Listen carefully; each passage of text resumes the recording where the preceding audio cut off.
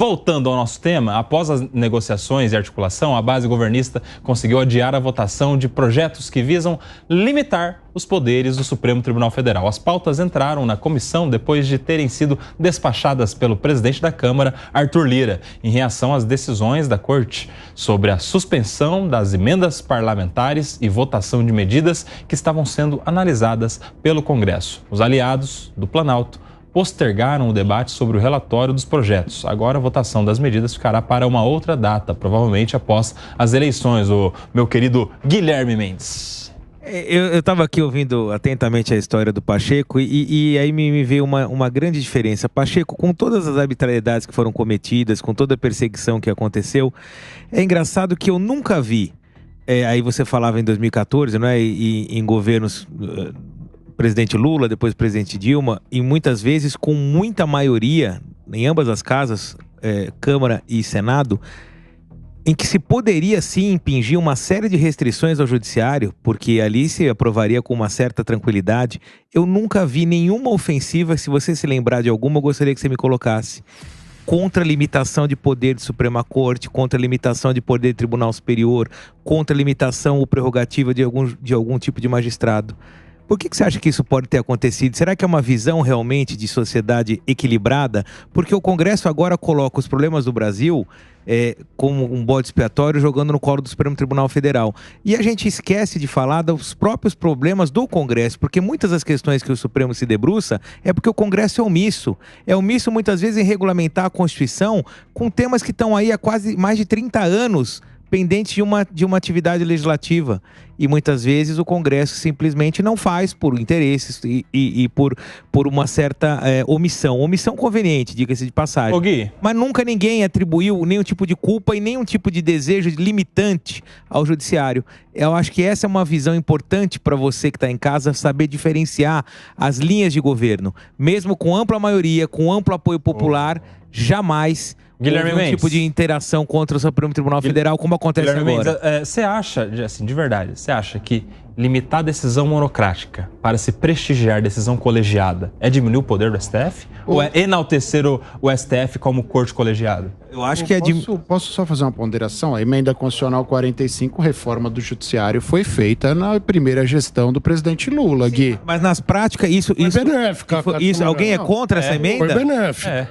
E foi a criação do CNJ que fiscaliza o judiciário, inclusive. JCNMP, foi benéfica. Sim, inclusive contando com o apoio dos próprios magistrados. O que o Guilherme está querendo dizer é o seguinte, é que o Supremo Tribunal Federal, ele se armou contra o governo Lula. Ele se armou ali, o mensalão era pedra cantada. Uma demanda social. Era pedra cantada. As pessoas seriam condenadas. Não precisava. O julgamento foi. A gente vê em outros casos também, né, Pacheco? Importante deixar claro, né? As pessoas seriam condenadas e nunca ninguém falou, não, vamos promover o impeachment do ministro Joaquim Barbosa, que está exorbitando em relação ao governo. Então, eu acho que é essa a colocação do Guilherme. Nunca ninguém se falava, como hoje se fala, vamos promover o impeachment do Alexandre de Moraes.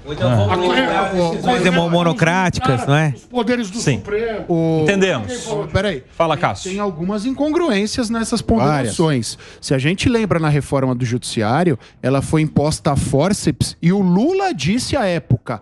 É preciso, tô abrindo aspas, é preciso abrir a caixa preta do judiciário. Exato. Se isso não é um confronto verdade, entre poderes, eu não sei o que é. Em segundo lugar, a gente não lembra, a gente não retoma essa discussão e essa guerra entre executivo e judiciário à época, porque no final das contas, para o bem ou para o mal, a reforma do judiciário trouxe benefícios para a sociedade.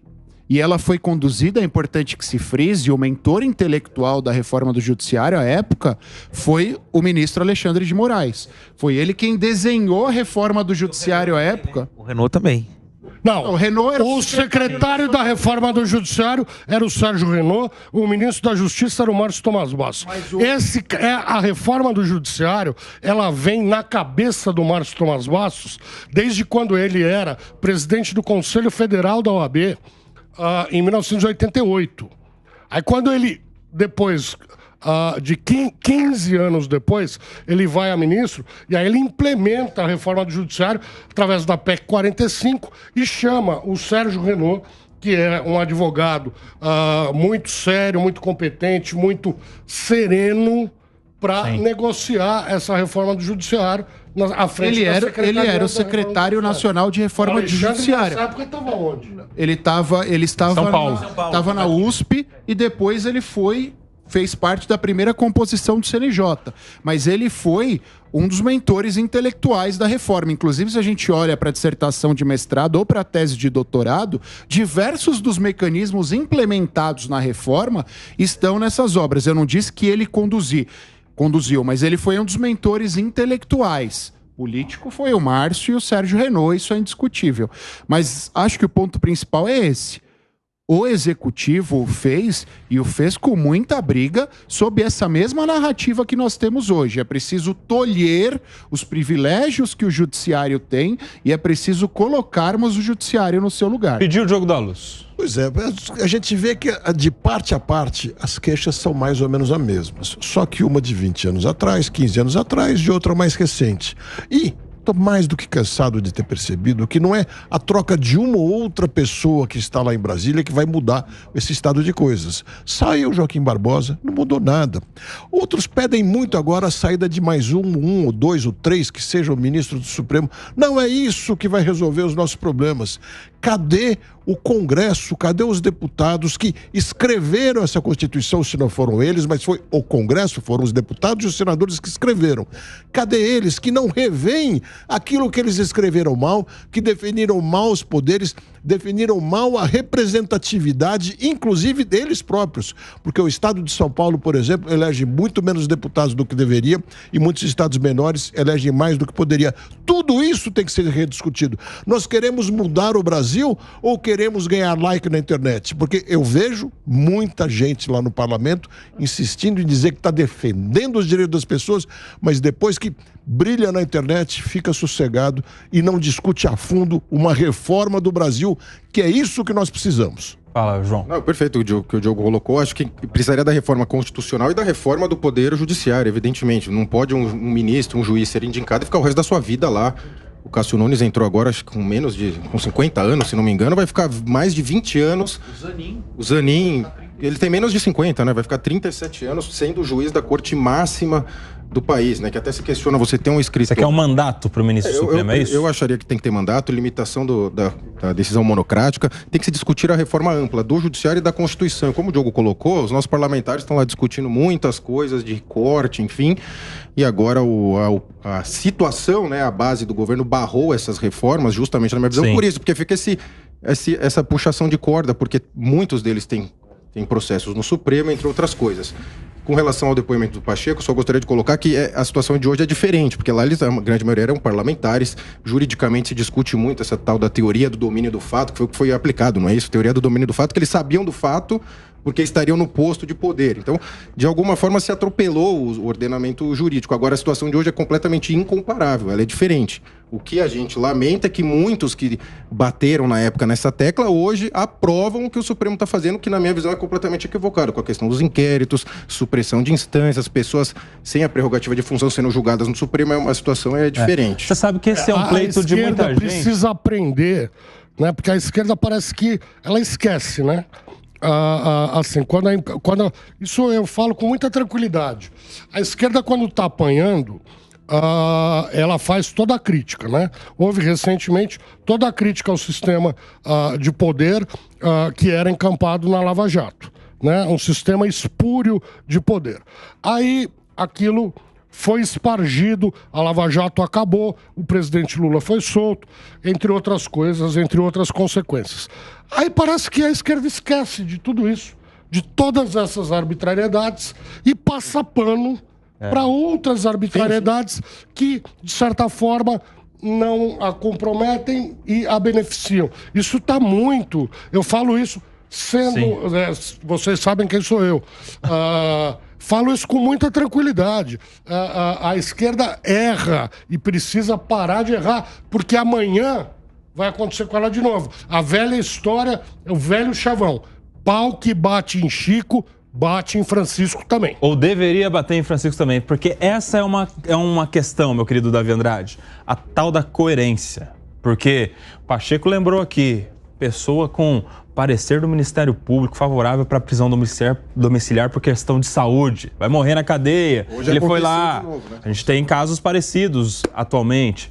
Defesa das prerrogativas profissionais da advocacia lá atrás. E agora? Pacheco foi ofendido no uso da palavra pela ordem. Agora nem uso da palavra pela ordem tem mais. Por quê? Porque é sessão virtual. O caso não vai para o plenário mais, meu querido Davi Andrade. Os advogados de São Paulo, que são advogados de pessoas investigadas naquele inquérito do 8 de janeiro, tentaram por diversas vezes ter vista dos autos. Não conseguiram ter vista dos autos. Mandaram ofícios para mim, para a Comissão de Direitos e Prerrogativas da OAB. Eu oficiei ao ministro Alexandre de Moraes, lembrando a ele, os advogados têm o direito garantido pela Lei Federal 8.906, de 94, artigo 7º, de ter vista dos autos. Mandei um ofício, mandei 2, mandei 3, mandei 4. Encontrei com o Alexandre outro dia no clube, ele é sócio do mesmo clube que eu. Falei, porra, ministro, nem chama ele de ministro. Falei, porra, Alexandre, eu já te mandei 10 ofícios pedindo vista do inquérito. Ele falou, manda 30. Então, sabe... A questão é coerência, meu querido Davi Andrade. A questão é jogar o processo sem olhar para a capa, né? Não é isso que ensina desde o começo? Ele falava isso. Mas eu não entendo só... Acho que o ponto... Mas quem que tem que ter coerência? Mais coerência, por exemplo, do que o presidente Lula teve ao dizer, quando agora o presidente Bolsonaro foi atacado e acusado e indiciado, quando ele diz, espero que ele tenha o direito de defesa que eu não tive, isso não é ser coerente? Ele foi julgado por num momento em que ele poderia, sim, agora como presidente da República, vencedor de eleições, dizer eu não tô nem aí, que se atropele o processo, que se julgue de forma arbitrária. O político se julga pelos atos, não pelo discurso. Então, mas qual foi o ato que o presidente, na figura, dentro das suas prerrogativas, tomou para inviabilizar, para obstaculizar ou então para direcionar qualquer tipo de situação? Não, vocês estão falando de... Ninguém tá falando do presidente, Guilherme Mendes. Vocês estão cobrando... Tira o Lula da cabeça, Guilherme Mendes. Ninguém tá falando do Lula. Alguém falou do Lula aqui? Não, mas estão falando de coerência de quem? Isso é que eu não estou entendendo. Qual é a falta de coerência? Nós não estamos falando da falta de coerência do presidente Lula, não. O presidente Lula é super coerente. Você tá pensando muito no Lula, ô Guilherme Mendes. Não, é que vocês estão cobrando, então, falta de coerência de quem? Não, do Supremo Tribunal Federal. Não, acho que não foi isso que o Kobayashi falou. O Supremo Tribunal Federal. E de parcela da esquerda que chancela as atuais arbitrariedades do Supremo. Em primeiro lugar... E repetem as arbitrariedades que essa própria esquerda foi vítima. Mas, o Pacheco, se o grande líder... No máximo, com a prisão Pacheco, por 500 dias do presidente Lula. Mas, Pacheco, se o grande líder da esquerda fala isso, qual é a parcela que está contra? Eu não estou entendendo. Não, mas ele é uma pessoa. E não é significativo? É uma pessoa. Vamos ouvir o Davi Andrade que está com a palavra. Vamos lá. Na minha visão, essa coerência que vocês estão dizendo chama-se Estado Democrático de Direito. Estado Democrático de Direito não prescinde do meio. Não prescinde do meio. Quando eu tiro o meio e deixo a subjetividade, como o Pacheco disse aqui, o ministro se sentiu no direito de se afastar do Estado Democrático de Direito, das leis que limitavam a sua função, para exercer esse papel de defensor da democracia. Nesse momento, o Estado Democrático de Direito, que tanto ele defende, foi rompido. O Estado Democrático de Direito, Guilherme, essa coerência está dizendo, é o império das leis, não é o império dos homens. Os homens não, gente, são as leis. E as leis no Estado Democrático de Direito têm um papel importantíssimo. É uma contradição em si. Dos meios. É uma contradição em si. Ao defender o Estado Democrático de Direito, ele viola e agride o próprio Estado Democrático de Direito. Claro. Isso foi necessário, volto a repetir, logo após o 8 de janeiro. Uma medida de força, na minha opinião. Isso, exato. Na minha opinião. Exato. Uma medida de força, de empoderamento para conter uma tentativa de golpe.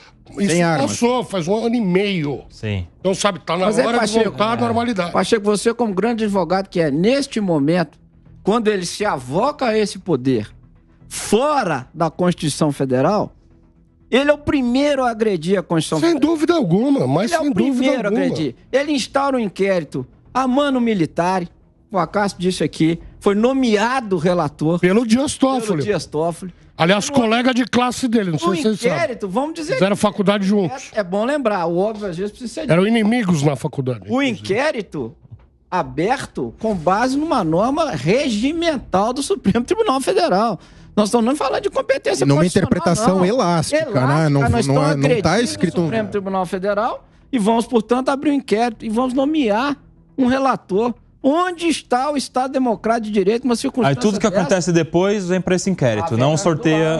Essa é a maior prova de coerência. Tá aqui um homem que, com esse histórico, tá contando aí nuances particulares e que fazendo críticas duras. Então, essa falta de coerência que vocês estão dizendo cai por terra aqui nas palavras do Pacheco. Não, se igual ao Pacheco, tá ótimo. A questão é que não é, meu amigo. Esse é um exemplo de um homem que vem em rede nacional, pontuar. A questão é que cada dia mais a direita continua me odiando e a esquerda me achando cor-de-rosa. Achando que eu tô saindo, eu tô deixando de ser vermelho e ficando da corzinha da tua camiseta. Tô rosinha, tô muito... Tá endireitando, Pacheco. Os caras falam, você tá endireitando. Pô, a Jovem Pan vai te pôr nos eixos, hein? Porra, cacete. Ei, Pacheco, Parabéns, Pacheco.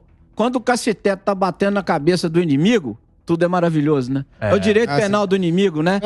Contra o inimigo é tudo. Só que, como você pisaram no jardim do vizinho, não foi no pau que dá em Chico, dá em Francisco. Essas circunstâncias que hoje recaem sobre a direita e que ferem o Estado Democrático de Direito, em algum momento vai se virar contra aqueles que batem palma, gente. Mas já foi. Nós estamos falando do direito. Já foi. Estamos falando do direito. É um ciclo. Mas foi bem mais suave. Foi bem mais suave. Mas não pode ser assim. Amanhã vai se repetir tudo. Sim. Amanhã a esquerda deixa de ser governo, a direita volta a ser governo. Como, aliás, é normal que aconteça. Claro. Democracia, né? Essa alternância. Essa alternância. E aí a gente vai ficar.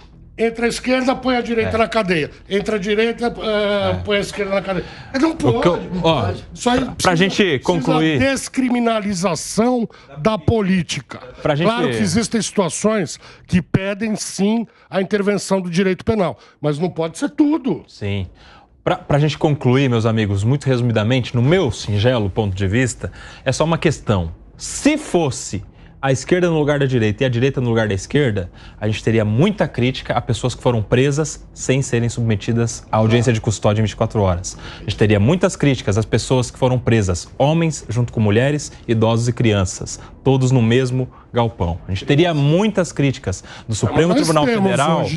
O Supremo Tribunal Federal está julgando pessoas sem foro por prerrogativa de função, a tal da incompetência do juízo, que já foi motivo de anulação de outras condenações. A gente teria muitas críticas disso estar sendo julgado em um inquérito pré-existente de 2019 que não acaba nunca. A gente teria muitas críticas desses casos serem julgados em plenário virtual, onde não há nenhum encontro e onde o advogado, sem conseguir acessar os autos, não tem nem o poder de falar, de usar da palavra na defesa de alguém. A gente teria muita crítica e não temos justamente por incoerência. Incoerência porque as pessoas olham muito mais para a capa dos autos de pessoas que já estão condenadas, meus amigos. Esse processo é um grande teatro, assim como já aconteceu outras vezes na Lava Jato e em outros casos que a gente já citou aqui, justamente porque a gente não tem compromisso com o devido processo legal, que deveria ser coluna de Estado Democrático de Direito.